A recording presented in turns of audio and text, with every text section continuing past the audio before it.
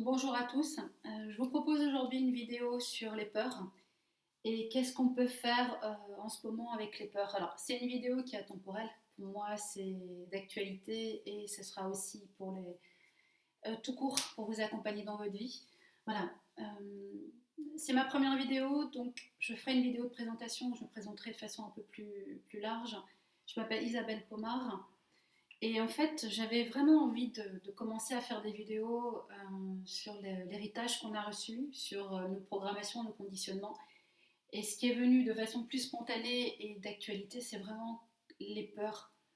Et je réfléchis à proposer quelque chose de façon simple pour pouvoir aider le maximum de personnes en se demandant qu'est-ce qu'on peut faire aujourd'hui avec les peurs, comment on peut les dépasser et surtout comprendre aussi d'où vient la peur. Parce que on ne peut changer que quelque chose qu'on comprend et quelque chose qu'on maîtrise. Donc l'important, c'est aussi de savoir d'où ça vient, pourquoi on a des peurs et qu'est-ce qu'on peut faire avec les peurs. Donc la première chose, en fait, c'est que deux possibilités.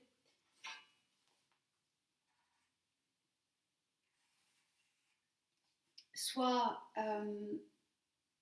dans très peu de cas, la peur, elle vient vraiment d'un instinct de survie. Par exemple, je me fais agresser dans la rue par une meute de chiens. Mon instinct de survie va prendre le dessus et il va me permettre de générer de l'adrénaline et mon corps va se mettre en action pour pouvoir fuir. Donc en fait, je le relie ici parce que pour moi, l'instinct, c'est vraiment relié à la partie, au chakra du bas, hein, vraiment tout ce qui nous maintient à la vie, à la terre. Et naturellement, mon instinct va faire le nécessaire pour que je puisse fuir un danger. Par contre, ce qu'on vit aujourd'hui et ce qu'on vit dans la majorité des cas, c'est 95%, voire 98% des cas, ce sont en fait des peurs qui viennent de notre mental. Alors, je m'explique. La définition la plus simple d'une peur, c'est une forme pensée. Donc, c'est une pensée à laquelle on a donné une forme, donc qui prend naissance au niveau du mental et qui va créer des projections pour quelque chose qui n'est pas encore arrivé, mais que je redoute. Dans la réalité, en fait, si on regarde, alors je vous ai fait un bonhomme allumette, aujourd'hui, là, maintenant, je suis au présent. Donc, ma peur, c'est maintenant. Je vis un événement, par exemple avec ce qu'on vit avec le virus. J'ai peur de telles répercussions dans le futur, ou maintenant, ou demain, etc., etc. La majorité des peurs viennent de quelque chose qu'on a déjà vécu dans le passé ou qui appartient à nos familles, à nos lignées, ou si on parle du virus par exemple, toute l'humanité connaît les pandémies, les guerres, la famine, etc. Et quelque part, c'est quelque chose qu'on a vécu dans le passé, euh, que je vis maintenant, mais que je projette dans le futur. Donc quelque part, c'est quelque chose qui n'existe pas, qui n'a pas d'ancrage réel hormis dans nos projections. Donc c'est pour ça qu'on dit que c'est une forme pensée qu'on projette à l'extérieur et qui crée une peur maintenant. Mais si on regarde de façon factuelle, alors je ne parle pas bien évidemment des personnes qui sont vraiment atteintes et qui ont des proches atteints, je parle simplement dans ce qu'on vit tous et cette insécurité intérieure que c'est venu réveiller en fait. Parce que cet événement, il est brutal, il est mondial, donc quelque part, ça vient vraiment nous toucher dans nos stabilités ou nos instabilités intérieures, et la peur prend vraiment beaucoup de place. Donc, quand je regarde de façon concrète et réaliste, si je décide de vouloir avoir un impact sur ma peur, je peux regarder que oui, à chaque fois que dans le passé j'ai eu des peurs par rapport à quelque chose, en général, la réalité me montre que l'événement ne vient pas ou ne se produit pas. Oui, il existe dans ma pensée, je l'ai projeté à l'extérieur, mais en général, je vais trouver un moyen de régler la situation ou la situation va se régler d'elle-même. Donc c'est important de revenir à maintenant. Qu'est-ce que je peux faire maintenant? Qu'est-ce que j'ai comme moyen à ma disposition, comme ressources? Alors que ce soit des ressources matérielles, physiques, euh, de santé, d'énergie, des ressources spirituelles. des capacités d'action. Qu'est-ce que je peux faire maintenant pour regarder si vraiment cette peur me pose problème ou vient vraiment me toucher intérieurement? Qu'est-ce que je peux faire maintenant, tout de suite? Alors, il y a différentes façons de gérer les peurs. Et c'est ce qu'on voit avec autour de nous, avec les personnes qu'on peut côtoyer ou ce qu'on entend. C'est soit ce que j'appelle, alors il n'y a aucun jugement, on le vit tous comme on peut avec les moyens du moment, avec nos capacités, avec nos ressources, avec nos peurs, nos blocages, voilà, nos résistances. Il y a soit je suis dans le déni et je me dis ok non mais c'est bon, ça va aller, ça va passer et puis de toute façon il faudra bien, il va falloir que ça se règle, donc ça va passer. Donc voilà, j'occulte et je mets de côté. Soit je vois la peur, mais je ne me sens pas en capacité de la gérer. Donc en fait, je me mets dans une forme de bulle, protection.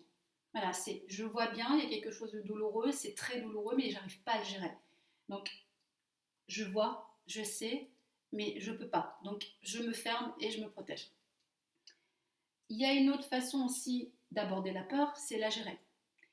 On voit beaucoup de personnes qui créent des moments des actions de réaction, en fait, ce qu'on appelle réaction à la peur. Par exemple, c'est ce qu'on voit avec toutes les personnes qui sont allées faire des achats massifs dans les magasins. Euh, les vieilles mémoires de famine, de guerre, surtout chez les anciens, sont remontées et on les porte tous. C'est pour ça que j'ai appelé ce site voilà, l'héritage des poupées russes, parce qu'en fait, dans notre mémoire cellulaire, on a les peurs.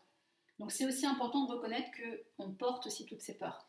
Toutes ces personnes qui sont en mode je vais gérer la peur comme je peux ont des actions, des réactions.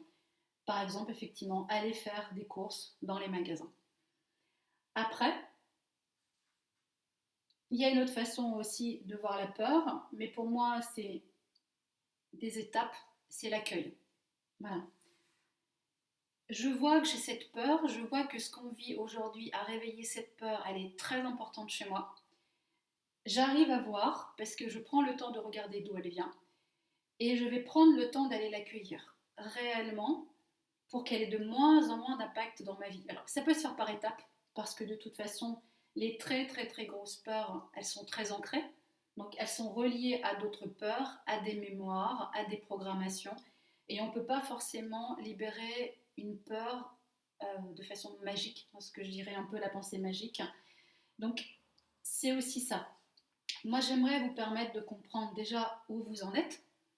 Euh, c'est ok, hein, comme on disait, chacun est à l'endroit où il doit être, mais on peut peut-être passer à l'étape suffisante, à l'étape suivante, pardon. On peut valider où on en est. On peut comprendre effectivement que c'est dans mes pensées, que je projette quelque chose qui n'arrivera sûrement pas, comme à chaque fois que j'ai eu des peurs importantes, mais la réalité m'a montré que ça n'est pas arrivé. Je peux aller voir et pour l'accueillir, euh, dans quel événement du passé la peur a son ancrage. Voilà, je peux le dire comme ça. Dans quel événement, dans quelle situation, dans quel traumatisme du passé, ma peur, je peux l'identifier. À quel endroit je peux aller voir qu'elle appartient. Alors, c'est pas forcément évident de pouvoir voir tout de suite, mais on peut, comme je disais tout à l'heure, on ne peut changer que quelque chose qu'on voit. Après, on peut décider simplement de faire comme on peut dans l'instant et d'accueillir ce qu'on vit en disant voilà, je le vois, je le gère, j'ai peur et je vais faire ce que je peux pour me sécuriser intérieurement. Ou alors, on sait que ça fait plusieurs fois que la peur revient, que peu importe les situations, à chaque fois qu'il y a des événements compliqués dans ma vie, je le revis de la même façon. Donc, je vais aller voir pour une bonne fois pour toutes la travailler, une bonne fois pour toutes la regarder, quitte à devoir y retourner par étapes et regarder ce que je peux faire avec cette peur pour qu'elle n'ait plus d'impact dans ma vie. Voilà, je vous propose de le faire dans une autre vidéo pour pas qu'elle soit trop longue. Et si ça vous intéresse, ça vous appelle. Si ça peut vous apporter un peu de soulagement, de compréhension, n'hésitez pas à me retrouver dans la vidéo suivante.